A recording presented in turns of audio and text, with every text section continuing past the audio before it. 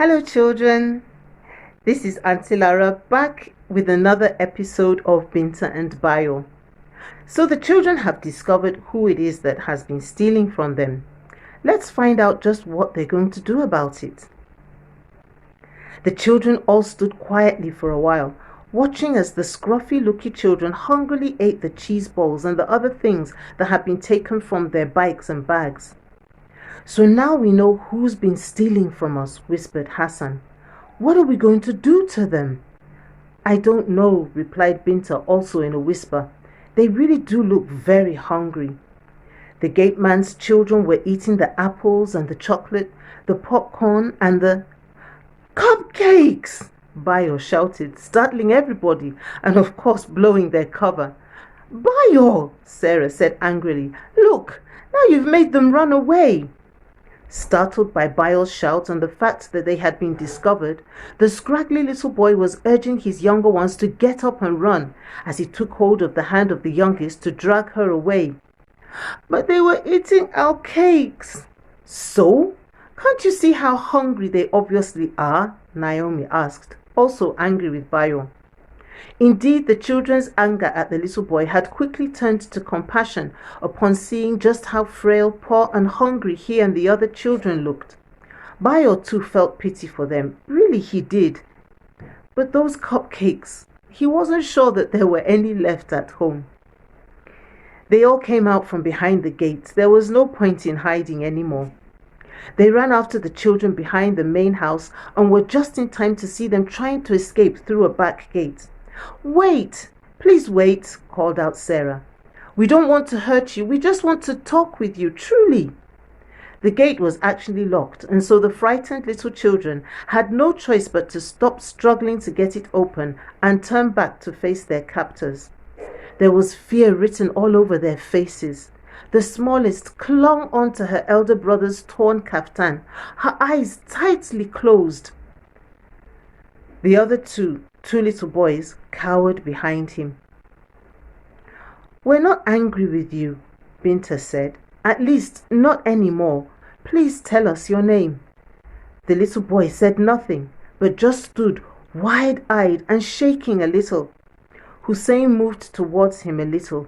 Here, he said, pulling out an apple he had kept in his pocket and offering it to the boy. You can have this one too. The little boy grabbed it, took a bite, and then passed it to the boys behind him. They each took a bite and then tried to give the little girl, but she was so afraid. Her eyes were still tightly shut. What's your name? Binta tried again. We just want to be your friends. Yes, said the ever bubbly Bayo, jumping forward. Unknown to the others, he had gone back round to the front of the house and had brought back all the snacks they still had left, which he now handed to the little ones, a big smile on his lovely round face. The children warmed up to this. They collected the things from Bayo, sat down and started to eat again, as Binta and the others watched. Their hearts went out to them. They looked so pathetic. Suddenly, the little boy who had done the stealing spoke. My name is John. These are my younger ones, Peter, Gabriel, and Peace. Where are your parents? Asked Naomi. Papa has gone out to look for work to do. Mama is in our village. But Sarah, I thought you said their father was the gateman here, said Chidima. Yes, he is, but the house has been empty for some months now. The last tenants moved out a while ago. I guess the landlord allowed them to stay on here, but he's not paying them. The landlord doesn't stay here in Abuja, Sarah explained. The children spent the rest of the day chatting with their new friends. They really were not naughty children after all. They had just been very hungry.